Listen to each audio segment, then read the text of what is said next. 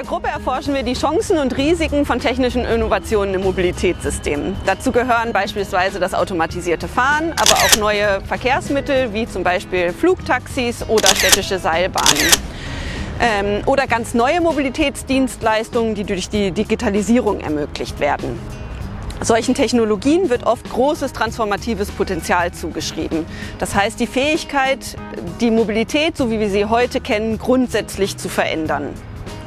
Wir möchten besser verstehen, unter welchen Voraussetzungen neue Technologien das Mobilitätssystem tatsächlich nachhaltiger machen. Zum Beispiel, indem sie Menschen eine praktische Alternative zum eigenen Pkw bieten oder indem autonome Fahrzeugkonzepte so gestaltet werden, dass sie das Verkehrsaufkommen tatsächlich reduzieren und nicht noch mehr Verkehr entstehen lassen. Spannend ist für uns dabei nicht nur die Technik, sondern auch die Menschen.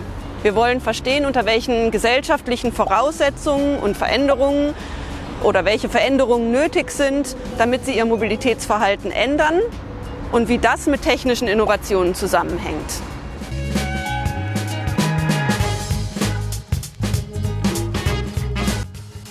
Also zum einen fragen wir dabei nach den Nutzerinnen und Nutzern.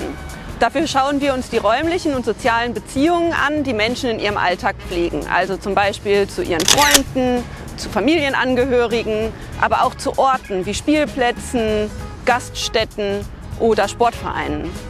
Das ist für uns der Ausgangspunkt, zu fragen oder zu erforschen, inwiefern neue Mobilitätsangebote diese teils sehr stabilen Alltagsorganisationen aufbrechen können und wo vielleicht auch mit Widerständen zu rechnen ist. Als zweites fragen wir nach den professionellen Akteuren wie Verkehrsunternehmen, Politikern, Verkehrsplanern, Carsharing-Anbietern oder der Automobilindustrie. Wir wollen wissen, was nötig ist, damit sie sich den Veränderungsprozessen anpassen oder diese auch aktiv mitgestalten. Uns interessiert auch, wie neue Akteure, zum Beispiel Start-ups oder Bürgerinitiativen, sich bei der Gestaltung von Mobilität einbringen können. Wichtig sind auch hier die Rahmenbedingungen. Wir fragen uns, wie sich neue Gesetze, finanzielle Anreize oder etablierte Planungs- und Bewertungsinstrumente auf das Handeln der Akteure auswirken.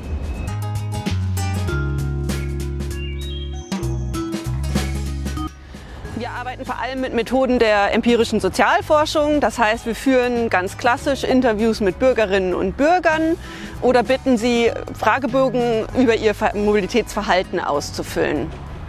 Außerdem diskutieren wir auch mit Expertinnen und Experten in sogenannten Expertenworkshops.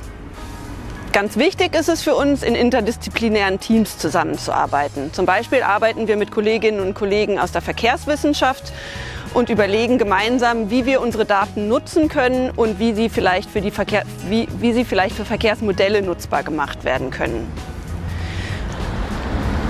Oder wir visualisieren mit Kolleginnen und Kollegen aus der Architektur, wie sich im Zuge von neuen Mobilitätsdienstleistungen Stadt- und Straßenraum verändern könnten. Wir versuchen also ein ganz breites Bild vom Mobilitätssystem zu erlangen und dort zu erforschen, wie soziale und technologische Faktoren zusammenhängen und sich gegenseitig bedingen.